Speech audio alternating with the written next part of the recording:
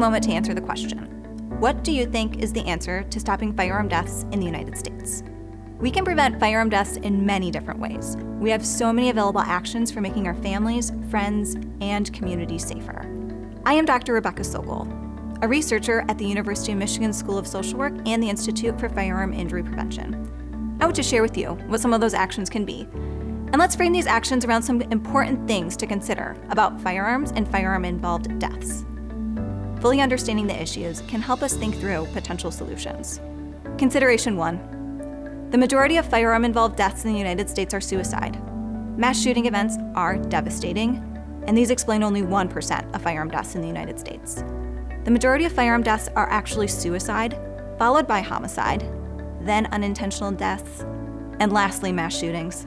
As we think through actions to prevent these different forms of firearm violence, some solutions are specific to one form, and many solutions address multiple forms.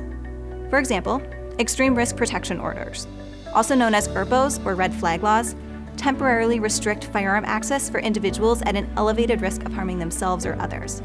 These types of laws support responsible gun ownership and are designed to prevent suicide, mass shootings, and homicides. To prevent unintentional shootings, keeping firearms out of the hands of children and adolescents is key, as over half of these deaths are among youth.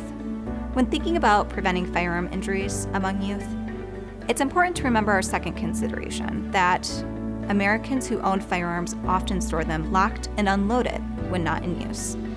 Storing firearms locked and unloaded is an important safety practice for responsible firearm ownership. Storing firearms locked and unloaded is effective in preventing firearm injuries and deaths among children, including unintentional and self-directed injuries, as well as injuries from interpersonal conflicts. Estimates suggest around 1/3 of firearm-owning households with teens store firearms locked and unloaded.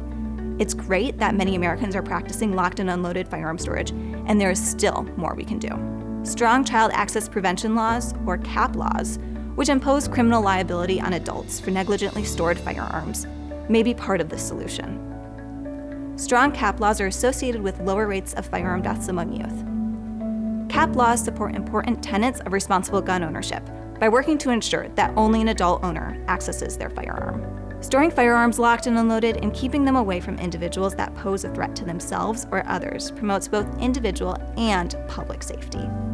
Which brings us to our third and final consideration. Solutions to prevent firearm deaths partly involve legislation around firearms, and they also include policies and interventions that support individuals and communities.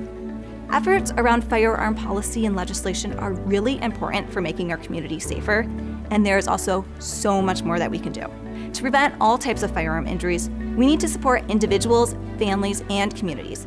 Addressing the upstream factors that ultimately cause suicide and homicide will have downstream effects on making all of us safer. As a concrete example of this, emerging evidence suggests that income support policies that reduce individuals' financial strain may also be associated with reduced firearm homicides. And it's not just about removing risks, but also promoting assets within communities.